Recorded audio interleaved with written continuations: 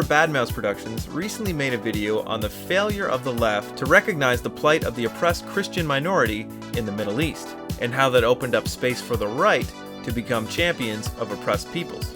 We can't keep letting this happen if we intend to be taken seriously. Our failure lies in our determination to limit ourselves to encountering issues through only one lens, the intersectional lens of white supremacist, Christian, imperialist, patriarchy. On many issues, this lens has proved useful, so we've become married to it. But it's clearly not a universal lens, and it often puts us in the awkward position of siding with the oppressors and silencing their victims.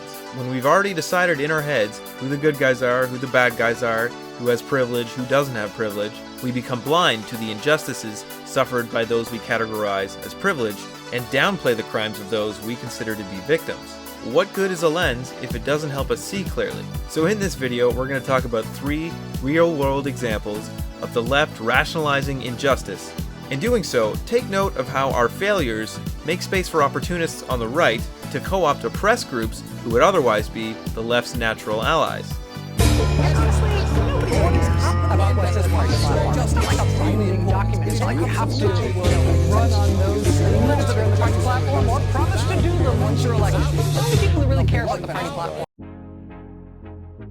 Alright, hit pause and go watch Badmouse's Unheard Voices of West Asia and North Africa. I won't even explain what's going on, other than to explain how it's a perfect example of the left's blind spot. It was European majority-white Christian states that were responsible for the brutal colonial atrocities of the past 500 years. Arabs and Muslims were among the many victims of this subjugation and exploitation. So if your worldview sees everything through the lens of codified privilege categories and power, then just like maleness and whiteness, Christianity equals privilege, regardless of context. Contexts like, oh, say, the Middle East, right now. Not only that, through this lens, Christianity is inextricably associated with whiteness, despite originating from Palestine. So it should be no surprise that when, on the surface, people who appear to be members of a privileged class find themselves on the receiving end of oppression, the intersectional intelligentsia has nothing to say, because it doesn't easily fit into their narrative. So, with the left leaving this topic mostly untouched, who's gonna pick up the slack? Yep, the Christian right and its reactionary foghorn, Fox News. I'm sure that you've seen, as I've seen, in a 10-year period between 2005 and 2015, more than 1 million Christians slaughtered because they are Christians in the Middle East and Africa. What is happening? What's happening is a global genocide against Christianity, which is today is the world's largest persecuted religion in a world to judge. But because why isn't unless the they United see States getting involved? Isn't the United States supposed to be, the country that protects people and liberties? And, we're welcoming all these refugees. What about Christian refugees? Are they coming into this country equally? They're not coming. They're not allowed to come into the country, at least under the former administration. Obama. We see hope with the new administration. Yes, ma'am. We see hope with the new administration. One of the consequences of being so narrow-mindedly anti-imperialist and anti-Islamophobia is that one can easily develop a type of moral relativism that suggests we have no business judging other cultures as uncivilized, backwards, or immoral, since it was that very language that was originally used to justify the white supremacist colonial system that subjugated millions for centuries, and which we're still feeling the effects of to this day. And since we know that colonialism was bad, and if you disagree, just know that you're wrong, read a book, we therefore have no business judging other cultures by our moral standards, because Lord knows we're no angels. But again, this is exactly where we get into trouble. This is from Iran. And when it comes to compulsory hijab in Iran, in Saudi Arabia, the whole world keeps silence. And Iranian women, in their fight against compulsory hijab, they are alone. They are on their own. And when you say it's not true, I'm going to give you an example. There were 3 female politicians from Netherlands. They went to Iran the same day when one of the women of White Wednesday's movement put the headscarf on a stick and waved it in public, Shaparak Shajarizadeh, when she got arrested, the same day there were 3 female politicians from Netherlands in Iran obeying compulsory hijab law without challenging it. And the female politician from Sweden, They were very, well known when they started to publish their picture to mock President Trump's cabinet. It was full, the female picture and mocking the picture of President Trump's cabinet, which were all male-dominated. I was like, I love this picture. It's a good way to criticize a male-dominated cabinet. But what happened? The same feminists went to Iran, the same ministers. In Iran, they obeyed compulsory hijab laws in front of the president. I said to myself, well, when it comes to America, they were trying to say women and men are equal. But when it comes to Islamic Republic, they were trying to send another message. Well, men are more equal than women. So the female politicians who go and visit to Iran, the tourists, the athletes, actress, all of them, when they go to my beautiful country, they say that this is a cultural issue. We wear it out of respect to the culture of Iran. Let me be clear with you. Calling a discriminatory law as part of our culture, this is an insult to a nation. Not only is this an insult, but it's fundamentally racist. It's a belief that says we, progressive, Western, enlightened feminists, value equality of the sexes. But Muslim women, that's not for you. Blatant sexism and oppressive patriarchy? That's just your culture, and we're in no position to judge it. Do feminists in the West have an obligation to do more to help women in countries that they are oppressed? Say, for example, a country like Saudi Arabia. Well, I think so, absolutely. I think that should be one of the primary focuses of contemporary feminism. Roxanne, what do you think of, do you think feminists in the West have an obligation to do more to help? Yes, I think that we have an obligation to address oppression wherever it lives, whether it's in the United States or Australia or Saudi Arabia or Iran. And the reality is that it does exist in all of these places to different degrees. But I also think that it would be really presumptuous of me as a feminist to think that I would know best what's best for Saudi Arabian women. Because I don't think that we know better than what those communities need for themselves. By any standard, doesn't that seem like oppression? It does seem like oppression, but I think it's really manipulative to show a video like that to sort of say, look at this culture and their backwards ways. I think that's not a super productive question. Can I? Sure. I go to international women's conferences in New York City where they, particularly one, the Women of the World, they bring the leaders from the women's groups, the feminists in Indonesia and in Egypt, from Ghana, Nigeria, Cambodia, and they ask for our help. And here's a way we could help. For example, Saudi men now have the ability, thanks to Apple and Google, I guess, they can download an app and track where their wives and daughters are, and they get an alert if she tries to cross the border. Now, some senators and congressmen in the United States found out about this and have asked Apple to take away this capacity, and so far they haven't. This is the sort of thing that I know the Saudi women are asking us to do something about. So I agree with you that we're not going to be Lady Bountiful and go, oh, well, we'll liberate you. No, let's just listen to the feminist leaders, women in those countries, and help them in the ways they're asking. Notice how Roxanne totally ignores the concerns of the Iranian feminist, and instead deflects by changing the subject, arguing that women in the West face oppression too, and that we have no right to tell others how to act. You may have noticed two premium logical fallacies in short order here. First, a whataboutism.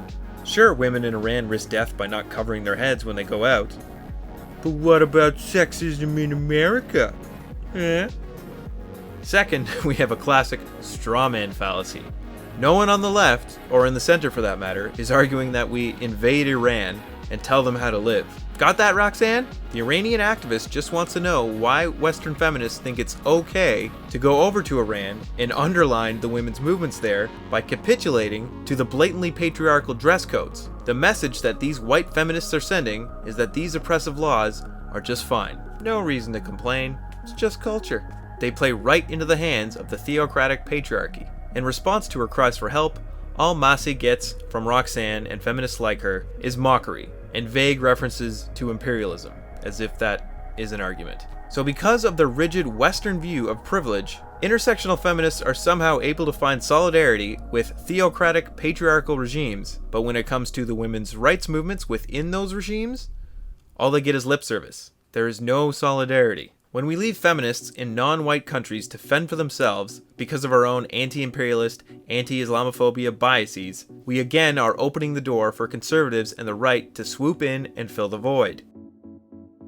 Common among many Western feminists is a type of moral confusion in which women are said to be oppressed everywhere, and that this oppression, in feminist Eve Ensler's words, is exactly the same around the world, in the West, just as in Pakistan, Saudi Arabia and Iran. To me, this suggests too much moral relativism and an inadequate understanding of Sharia law. It is true that the situation for women in the West is not perfect, but can anyone truly deny that women enjoy greater freedom and opportunities in the United States, France and Finland than they do in Iran, Pakistan or Saudi Arabia? Other feminists have also argued that non-Western women do not need saving, and that any suggestion that they need help from Western feminists is insulting and condescending to non-Western women. My perspective is a practical one. Any efforts that help Muslim women, whether they live in the West or under Islamic governments, should be encouraged. Every effort to pressure these governments to change unjust laws should be supported. Western feminists and female Western leaders have a simple choice to make. Either excuse the inexcusable or demand reform in cultures and religious doctrines that continue to oppress women. If the best we can muster in defense of activists like Masih is hapless liberal feminists like Christina Hoff Sommers, then we've already lost. When lower-class white men in the West piss and moan about their relative loss of status, some on the left respond by trotting out their favorite intersectional Bible verse. When you're accustomed to privilege, equality feels like oppression. Now, oftentimes, there's a lot of truth to this. But here's the issue. Instead of acknowledging the increasingly precarious material conditions these white men face, and then helping them to understand how it's not blacks, immigrants, and Hispanics and refugees that are to blame, and that their reality of stagnant wages, job insecurity, poor mental health, and rising cost of living are actually the result of neoliberal capitalism, instead of educating and assimilating this powerful voting bloc to build a stronger coalition alongside more marginalized groups, we insult them, insinuating they're acting like babies. Because, fuck white men, everyone else has had it worse. What right do they have to complain? So in effect, what we're telling white men is, your problems aren't real problems. You're privileged. Stop complaining. And in many ways, they are technically privileged. But they don't see that. They just see their world crumbling around them. We have to come to terms with the fact that, whether intended or not, this is the message we're sending. And maybe it's only coming from a minority of screeching harpies, but they are the loudest and busiest subculture on the left, and their dismissive attitudes did a lot to push so many white men and women to Donald Trump, Brexit, and Doug Ford. This is the folly of being so stuck on privilege categories. We too easily shrug off the complaints of those at the top of the privilege hierarchy as trivial. You know who didn't do that? Bernie.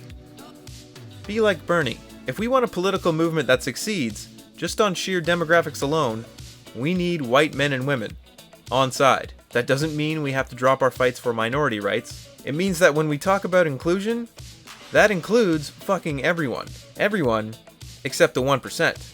Because everyone else, and this should be obvious, stands to gain from a united, powerful left. Like, and I get the tendency, I understand, like, oh wow, like whiny, young white males, blah, blah, blah. But the truth of the matter is like, even take it without any empathy or compassion. That's a pretty dangerous demographic. Yeah. You might want to fucking think about them and actually try to strategize, because, most of them are not going to just be persuaded by "you suck, go away."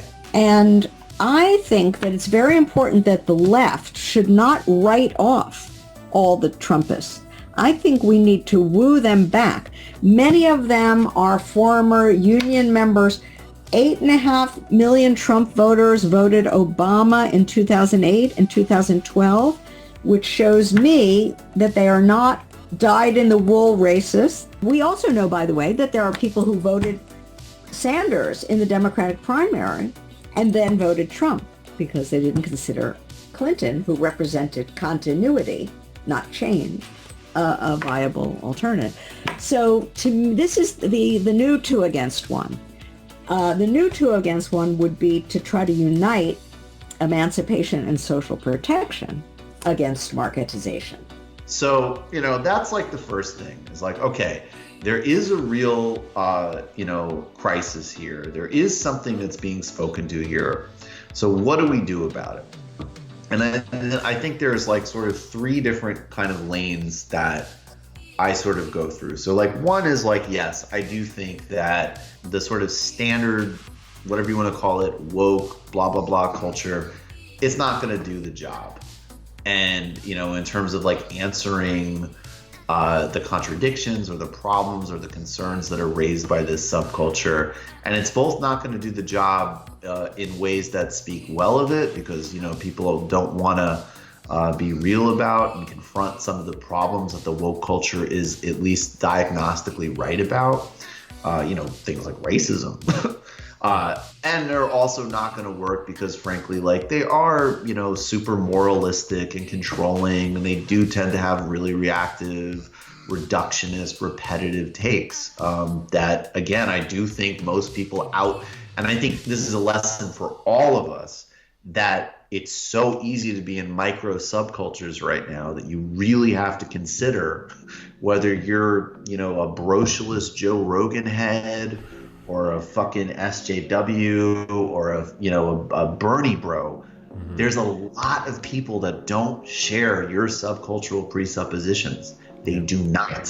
What we need is we do need a solidarity rooted in our real material conditions. That is people call it the vulgar Marxist view, which usually, I'm sorry to say, just, it's called Marxism. Like, yes, there is a lot of that. But conversely, where you can't skip the quote unquote culture questions is that one, everything of course isn't just like misplaced economic anxiety. There are ideological lives for bigotry and they exist in their own trajectory.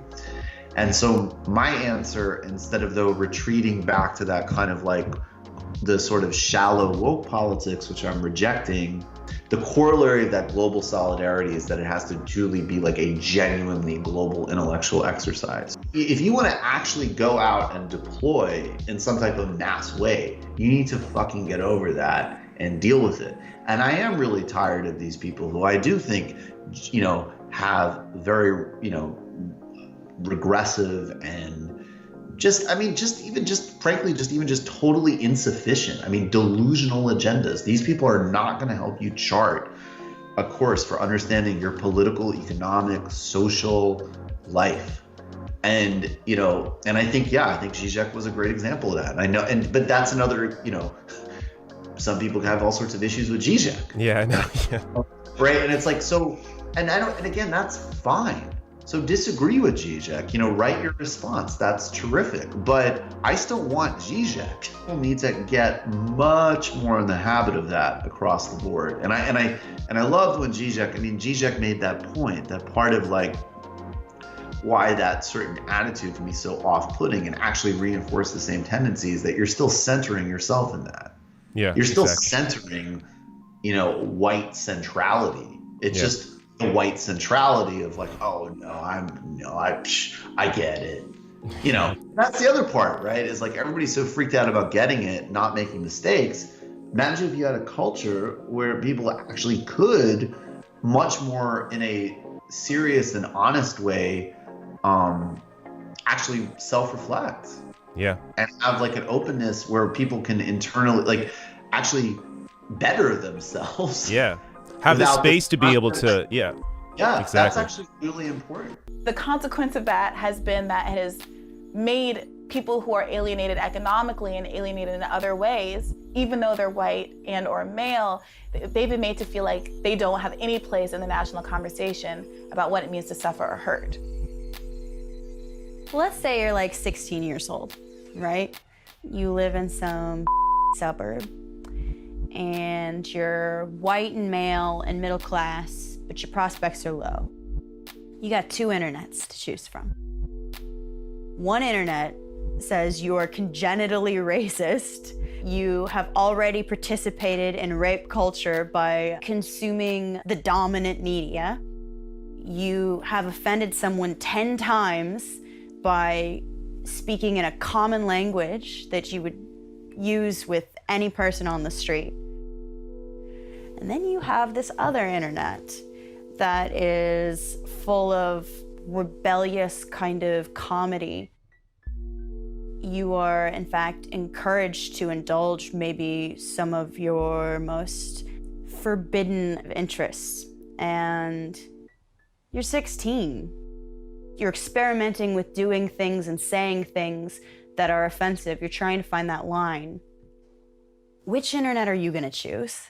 LeftTube lets give them a better alternative. I'm not saying there isn't a place for intersectionality and wokeness. And again, I'm not saying we should sacrifice our values to appease the less progressive elements of society. We just have to see the forest through the trees and work towards the actual endgame, instead of getting stuck in the weeds all the time. The endgame is socialism. That's it, that's all, fam. Hit that subscribe button, and please consider supporting me on Patreon. I want to start offering live chats and fun little perks to followers. But I need some actual patrons first before that can happen. So give me your money. So thumbs up if you like the video. Thumbs down if you're a white intersectional feminist who'd rather appease the norms of theocratic patriarchies than show solidarity for the women who endure them. You're just fighting Islamophobia. You're a good person.